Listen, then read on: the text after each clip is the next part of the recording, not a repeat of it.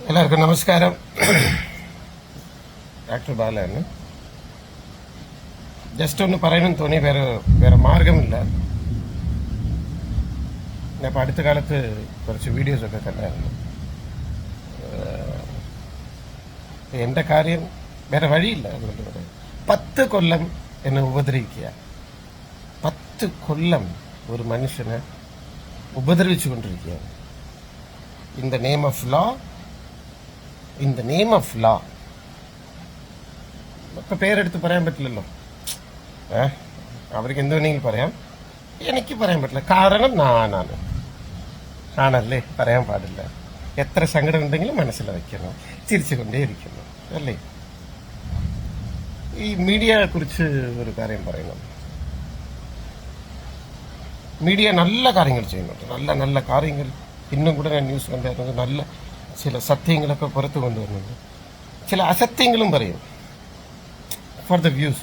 ആണാ മീഡിയയെ ചതിക്കുന്ന ഒരാളുണ്ട് കേരളത്തില്, അറിയാമോ? ഒന്ന് വേണ്ട പറഞ്ഞ് നടക്കുന്ന ഒരാളുണ്ട് ഇവിടെ.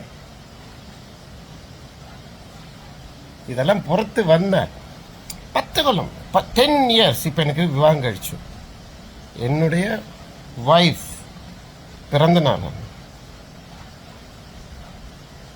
Case case case case case എന്ത് ചെയ്യും ഞാൻ എവിടെ ഉള്ളത്? ഇന്ന് രാവിലെ വൈക്കം അമ്പലമില്ല, ശിവക്ഷേത്രത്തിൽ ഉണ്ടായിരുന്നു. ഞങ്ങളെല്ലാം കുടുംബമായിട്ട്, എൻ വൈഫ്, എൻ മാമിയാർ, അവളുടെ അനിയത്തി, എന്നോട് ചിത്തപ്പ, എല്ലാവരും വന്നിട്ടുണ്ട്. കോക്കിലയുടെ പിറന്നനാൾ 2 ദിവസത്തിൽ 27 വിശേഷങ്ങളുണ്ട്. ഇവിടെ നിയമമുണ്ടോ? കേരളത്തിൽ ഈ ലോകത്ത് നിയമമുണ്ടോ? അപ്പൊ എന്താ ചെയ്യേണ്ടത്? എന്താ നമ്മൾ ചെയ്യേണ്ടത്? മീഡിയയെ ചതിക്കുന്ന ഒരാളുണ്ട് ഇവിടെ. അതാണ് ഏറ്റവും വലിയ ഹൈലൈറ്റ്.